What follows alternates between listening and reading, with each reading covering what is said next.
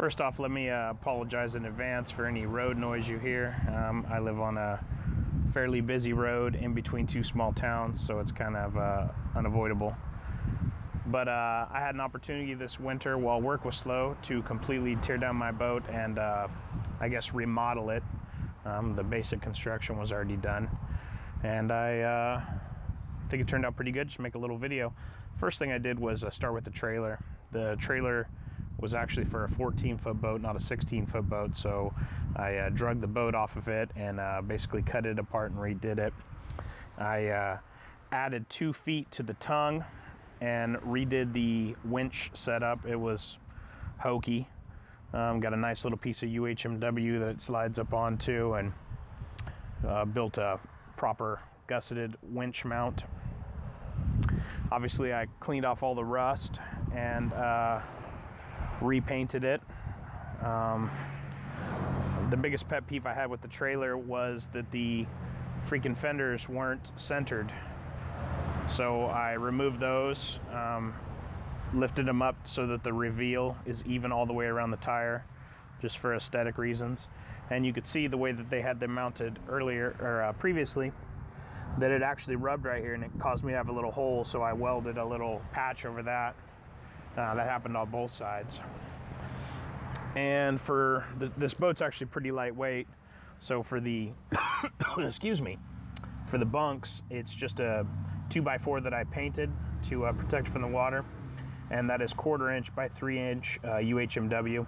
Stuff's really slick and really tough, and if I was done hooking from the winch, you could pretty much drag the boat right off the trailer. It just doesn't offer much resistance. So once I got the trailer done, I drug the boat into the shop, and I put it on some sawhorses and proceeded to wire wheel and Scotch-Brite it down to bare metal again. The previous owner, however many people owned it, had put some hokey paint on there. I I welded up some of the rivets. I don't know if you could see that. Also had a bunch of rivets that were loose on the bottom. I repaired those. I didn't stop all the leaks, but I've slowed it down quite a bit. And then I masked it off and painted it. This is just green and black Rust-Oleum. The key to using spray paint and making it look nice is to warm up the cans so they're the temperature of like a hot cup of coffee, and that helps atomize the paint and increases the pressure so it sprays better.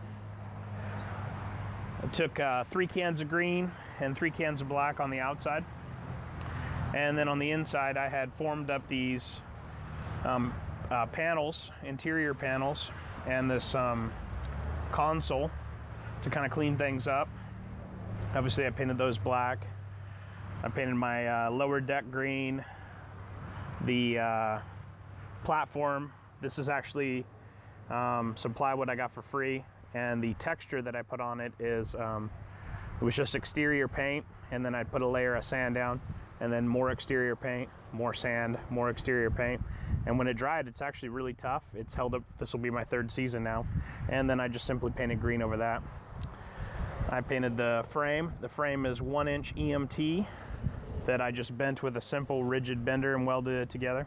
Painted that black. I bought at Joann's Fabrics, I bought some marine vinyl and wrapped the lower portion of the bench seat with the marine vinyl. I'm not talented enough with upholstery to do the top part, so I just abandoned it. We don't spend much time sitting down back here, so there's really no reason to have the back. I could sacrifice a little comfort. Obviously painted the aluminum frame black.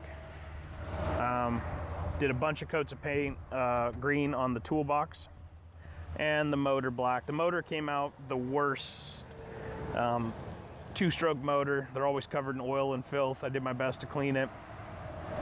So it's sticking, but it's not show quality like the rest of it turned out.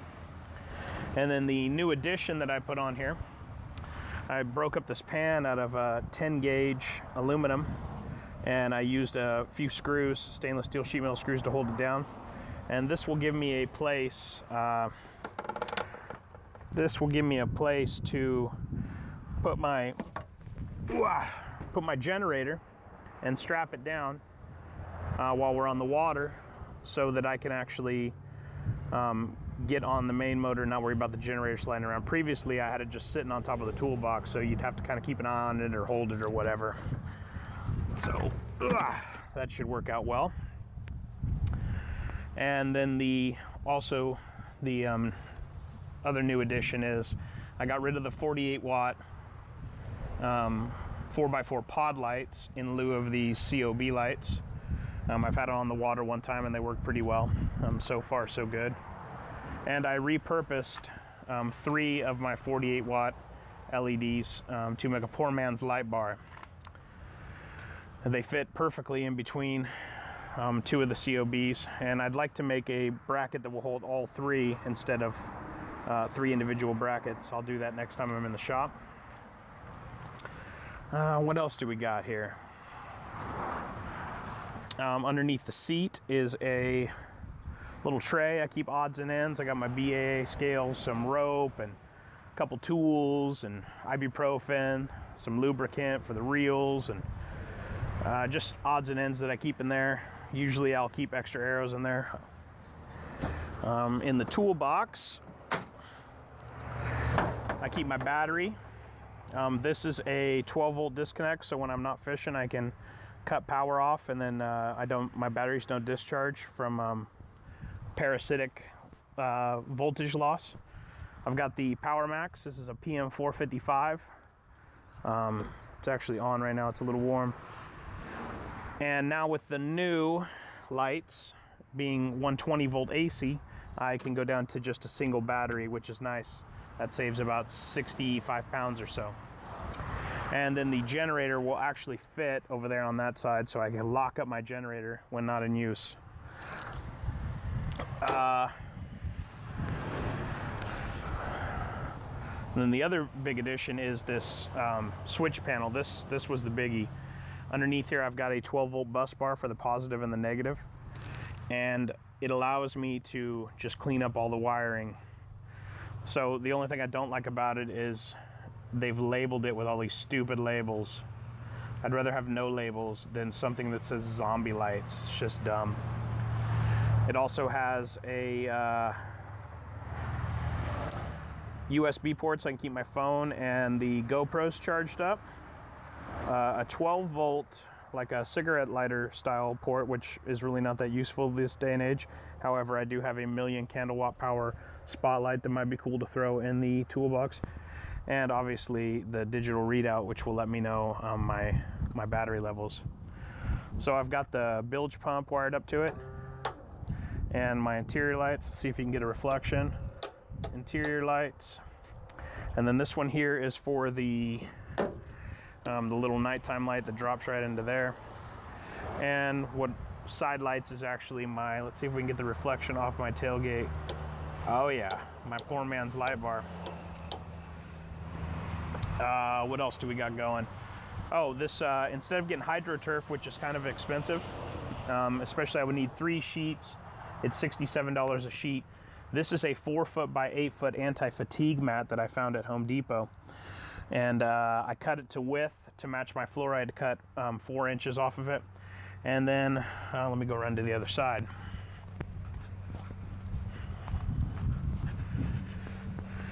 I just took the screws out of the bottom panel.